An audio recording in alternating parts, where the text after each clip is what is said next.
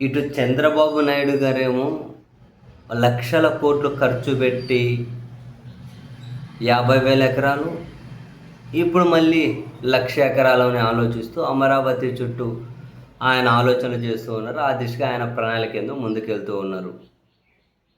జగన్మోహన్ రెడ్డి గారేమో అదంతా అంత డబ్బు ఎక్కడి నుంచి తెస్తారు, రాష్ట్రానికి భారం అవుతుంది, అది రిస్కీ ప్రాజెక్టు, అలా చేయాల్సిన అవసరం ఏంటి, అందులో 10% ఖర్చు పెడితే మచిలీపట్నం, విజయవాడ, గుంటూరు, మావిగాన్ అని చెప్పి ఆయన ఒక ఏరియా సూచించి ఇది అద్భుతంగా ఉంటుంది కదా అని చెప్పి ఆయన సూచించారు.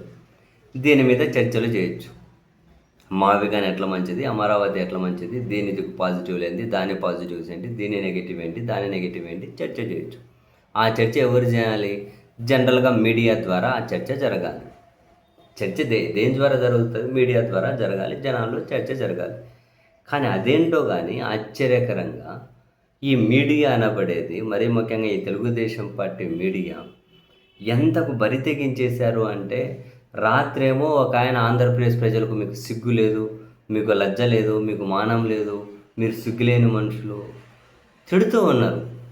అంటే మీరందరూ ఏకతాటిగా అమరావతికి జై కొట్టకుండా మరో దాని చుట్టూ చర్చ అంటే వేరే చుట్టూ అదే ప్రజాస్వామ్యం, రకరకాల చర్చలు ఉండాలి, చర్చలు ఉన్నప్పుడే పారదర్శకత ఉంటుంది, చర్చలు ఉన్నప్పుడే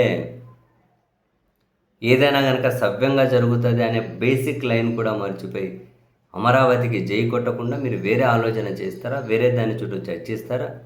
మీకు సిగ్గు లేదు, మీకు లజ్జ లేదు, ఆంధ్రప్రదేశ్ ప్రజలు మానం లేదు అని చెప్పి వరుస పెట్టి తిడుతూ ఉన్నారు రాత్రి ఒక ఆయన. అఫ్కోర్స్ ఆయన ఒక కమెడియన్, ఒక ఎంటర్టైనింగ్ యాంకర్గా చూసిన జనం అంటే ఆ మీడియాలో తెలుగుదేశం పార్టీ టీవీ ఛానల్లోనే కూర్చొని కదా మాట్లాడేది. అంటే ఆ ఛానల్ యొక్క ఆలోచనలు ఎట్లున్నాయో చూడండి. ఓవరాల్గా ఆ వ్యక్తి మాట్లాడచ్చు, బట్ ఓవరాల్గా ఆ ఛానల్ ఆలోచనలు ఎందుకు తిడుతున్నారు? ఎందుకు డిఫరెంట్ చర్చ ఎందుకు జరగకూడదు? వీళ్ళని ఫ్రస్ట్రేషన్ ఎందుకు? $1,000,000 ప్రశ్న. అంటే వీళ్ళకి ఎన్ని లాభాలు ఉన్నాయి? ఎంత లాభం లేకపోతే మాత్రం ఇంత దారుణంగా ఎందుకు తిడతారు జనాన్ని? అందరూ అమరావతికి జై కొట్టాలా? భిన్నాభిప్రాయాలు ఉండొద్దా? ఇంకా ఆయన వారాంత పాలకులైన ఆయన ఏకంగా ఓనరే వచ్చేసి అమరావతికి మద్దతుగా లేనోళ్ళు, అంటే అమరావతి మీద భిన్నాభిప్రాయాలు చేసేవాళ్ళు, వైసీపీ వాళ్ళు, జగన్ మద్దతుదారులు, జగన్ సానుభూతి పనులు, ఇటువంటి వాళ్ళందరూ సొంత పిల్లలకి వేరే వాళ్ళతో పెళ్లి చేసి పడకెక్కిస్తారు అంటారు. ఏంటివి ఇవి? ఈ బూతులేంటి? ఈ దారుణం ఏంటి? ఈ తిట్లేంటి? ఈ నిందలేంటి? అసలు ఎంత ఆలోచించినా అర్థం కాదు. వీళ్ళకేంటి అంత నష్టం?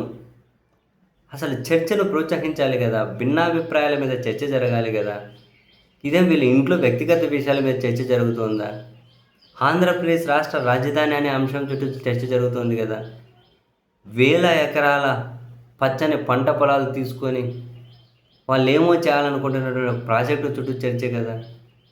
ఆంధ్రప్రదేశ్ ప్రభుత్వం గ్యారంటీగా ఉండి విదేశాల నుంచి తెస్తున్న వేలు లక్షల కోట్ల అప్పుల చుట్టూ చర్చే కదా. ఇది ఏమీ చర్చించకుండా జై జై అని కళ్ళు మూసుకొని జై కొట్టాలా? అలా జై కొట్టకపోతే వాళ్ళ పిల్లలను ఇంకొకరికి పెళ్లి చేసి వాళ్ళ పడకెక్కిస్తారా? ఏంటి ఇదంతా? ఎందుకు వీళ్ళకి ఇంత ఫ్రస్ట్రేషన్? సిగ్గు శరం లేని వాళ్ళ ఆంధ్రప్రదేశ్ ప్రజలు.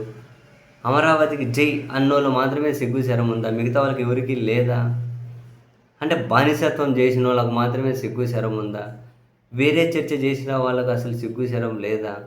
అవును, వీళ్ళ అమరావతి చెప్తున్న కాన్సెప్ట్ కరెక్టే కానివ్వండి, కాదని ఎవరు చెప్పట్లే, కానివ్వండి, మీదే కరెక్ట్ అని చెప్పి ఫర్ నేమ్సే కనుక్కుందాం. కానీ అది కరెక్ట్ కాదు అని చర్చించే వాళ్ళని కూడా గౌరవించాలి కదా, ఆ చర్చను స్వాగతించాలి కదా. ఆ చర్చల నుంచి వచ్చే ప్రశ్నలు ప్రభుత్వం అకౌంటబిలిటీ తీసుకొని సమాధానం చెప్పాలి కదా. ఇవన్నీ పెట్టేసి బూతులేంటి, పిల్లలకు పెళ్ళిళ్ళు చేయడం ఏంటి, సిగ్గులేని జనం ఏంటి, అసలు మీడియాలో అనబడే వాళ్ళు ఇలా మాట్లాడుతున్నారేంటి? అసలు వీళ్ళకి అన్ని ప్రయోజనాలు ఏమున్నాయో నిజంగా అర్థం కావట్లేదు. అమరావతి నుండి వీళ్ళకు అన్నీ ఉన్నాయంటారా? అంత లేని ఇట్లా తిడతారంటారా? ఏమోరా బాబు నిజంగా.